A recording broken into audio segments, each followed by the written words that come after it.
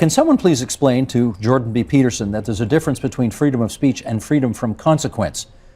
Do you agree there's a difference? Well, certainly there's a difference. And are you prepared to suffer the consequences that society may deem you need to suffer because of your views? Yes, I'm prepared to do that. What does that entail? Are you open to learning? Well, hang on. That's not the question. Hang on, that wasn't the question. It's That's true. right. Well, so what am I willing to do? Well, I think that the Ontario Human Rights Tribunal is probably obligated by their own tangled web to bring me in front of it. If they find me, I won't pay it. If they put me in jail, I'll go on a hunger strike. I'm not doing this. And that's that. I'm not using the words that other people require me to use, especially if they're made up by radical left-wing ideologues. Now, if our society comes to some sort of consensus over the next while about how we'll solve the pronoun problem, let's call it, and that becomes part of popular parlance and it seems to solve the problem properly without sacrificing the distinction between singular and plural and without requiring me to memorize an impossible list of an indefinite number of pronouns, then I would be willing to reconsider my position.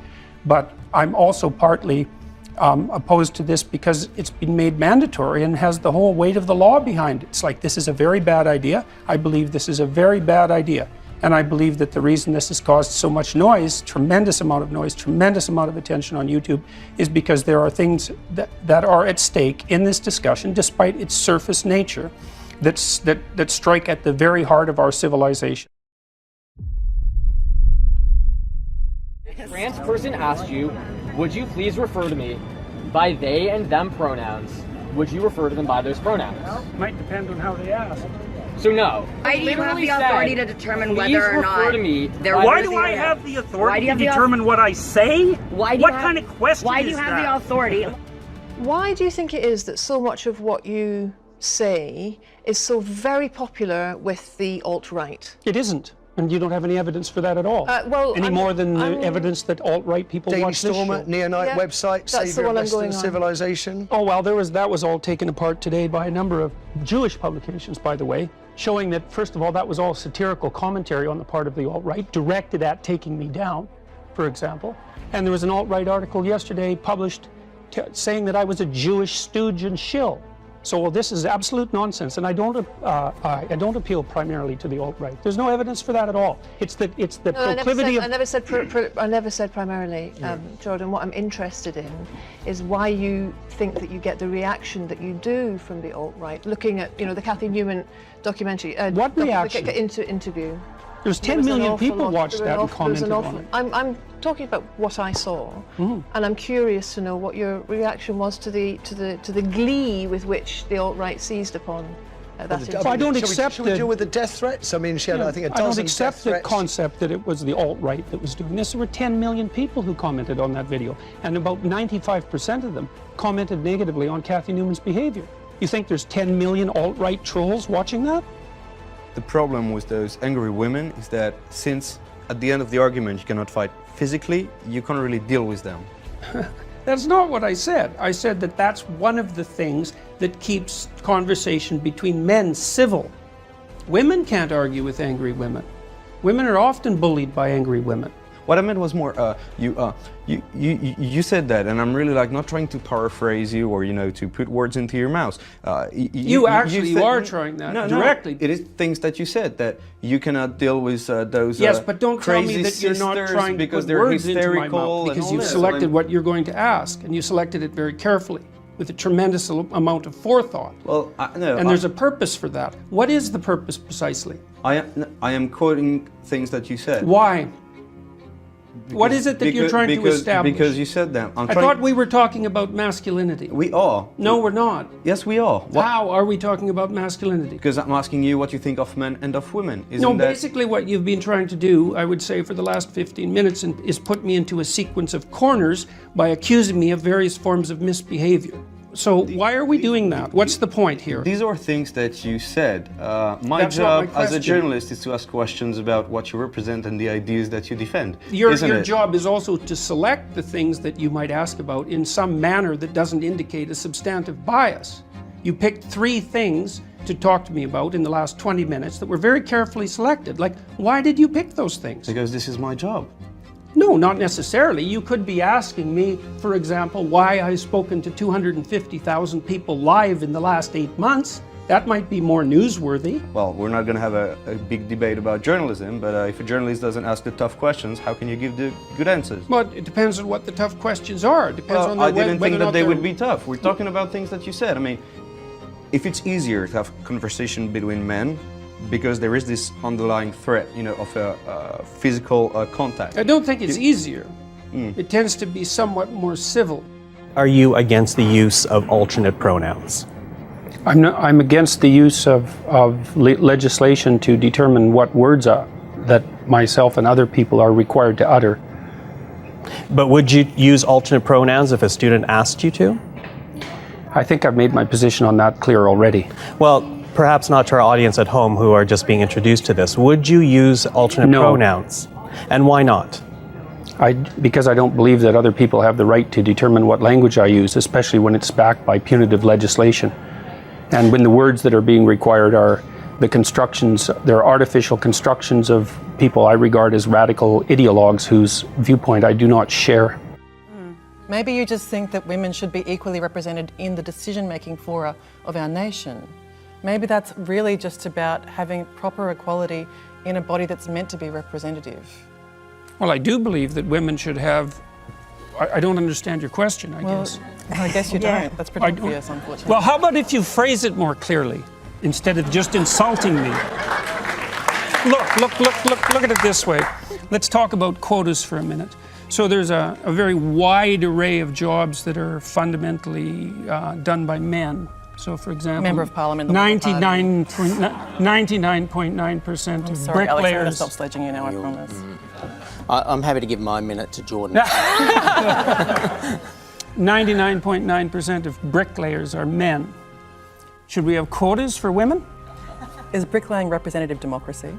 That has nothing to do with the question. The question is if there's evidence of structural inequality and oppression because women aren't precisely represented at 50% in all professions at all levels, then why don't we have a conversation about having women represented in all professions at all levels? Why do we talk about the C-suite, for example? Why do we talk about politics and positions of power? Why don't we talk about it across the board? Okay, so a trans woman is a real woman.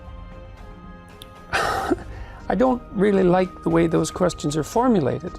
Now, I don't know what that means. What do you mean a real woman? Well, I'm asking you, in your mind, you know, it depends what you think a real woman is, but do you think a trans woman is a woman? No. Why not? Because I think that women are capable, generally speaking, of having babies, and they have female genitalia, and they have an XX chromosome, and people attack it. Attack as inherently attack the hierarchies of society as inherently unjust, right? Well, they're unjust, but yes. they're also useful. Okay, so you say they're useful. Some well, people would disagree look at with it that this proposition. way. Okay, look at it this way. You obviously think that it's worthwhile to stand up and ask a question. Yes. So you think that standing up and asking a question is better than not standing up and asking a question. Yes. Okay, that's a hierarchy. Yes. Of values. Yes. Okay, without the hierarchy of values, you couldn't act. Of course. No, not of course. Well, wait. It's partly why I'm defending the hierarchy. Without a hierarchy, there's no impetus to act. Hierarchy, right? What's that? There is a hierarchy in society, right? No, there's multiple hierarchies in society. Okay, there are multiple society. hierarchies in society, right? Yes. And you say that they are based in, you invoke the lobster, right? That they are based in nature. Yes. I said that they were inevitable. Yes, that they were inevitable. Some people disagree with that. That doesn't mean that they're good. But my point is that, this is generally relevant to it, you have a broader point than free speech. This is one of the things you talk about, yes? Yes. Okay. Whereas I think there are some other activists who focus on more exclusive. I'm not an activist. Yes. Okay. I mean, like I said, you're doing fine, but it's just too much. Like I can't keep it straight. Do you think that your behavior risks politicizing it, and do you think that politicization is justified? I think my behavior risks politicizing it, yes. I would rather it not be politicized, and I'm doing what I can to manage that risk. However, it's become political in my country because the government implemented compelled speech legislation. So I wasn't complaining about that before it became political. Now, there is a time, even when you're detached in some sense from the political realm, that you can't be detached anymore. Well, I'm not happy with the fact that this has become politicized. You could say that I haven't done a stellar job in ensuring in every possible manner that this has remained neutrally apolitical. Probably true, you know, but I'm not particularly unhappy with the way things have gone so far. And I'm not happy with the radical left. And so if they're irritated at me, so much the better, as far as I'm concerned. So have I conducted myself perfectly? It's like, undoubtedly no. So I've got more than my fair share of faults, and a temper is one of them. But I'm muddling through.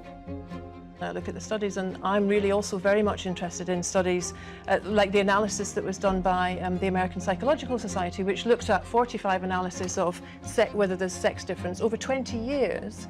And its conclusion was that men and women are basically alike in terms of personality, in terms of cognitive ability, in terms of leadership. But what it did find was that media depictions of men and women as fundamentally different perpetuate misconceptions, as does workplace. Men and women actually are more the same than they are different.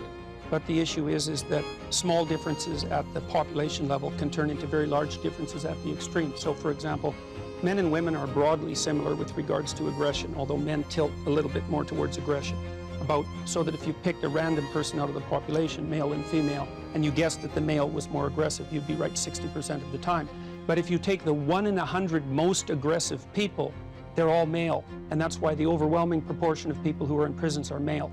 Now, do you want to equalize that, just out of curiosity? What about bricklayers? They're 99% male, and we've got about 3/4 of the population now in universities in the humanities and social sciences are female. Yeah. Are we going to equalize that?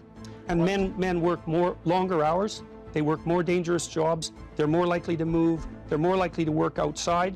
They're more likely to participate in jobs in the STEM fields that are scalable. They make more money for those reasons. And that's all hidden under the idea that the reason that men and women make different amounts of money is because of their gender.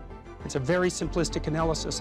When people talk about common ground, it's got to be founded on some kind of truth. And when we have feminists saying, I don't believe in the biological differences between men and women, well, that's why it's controversial. Where do you go from there? That's why it's controversial to say what you're saying, and it's controversial to say, hold on a second, maybe a girl on testosterone therapy winning high school wrestling meets is a problem. That's controversial. Yeah, maybe that's a bad idea. It's just possible that that's not a very good idea. You know, I mean, it's hard to imagine that that could be the case. But, well, in this idea that I don't believe in the biological differences between men and women, it's like, well, what do you mean by believe?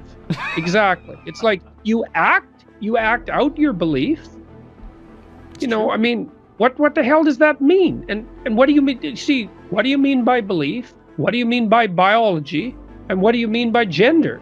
Like, as soon as you put those three concepts together in a sentence that says, I don't believe in the biological difference between the genders, you throw the meaning of all three of those words up into the air so far that no one can tell what you're talking about, including you.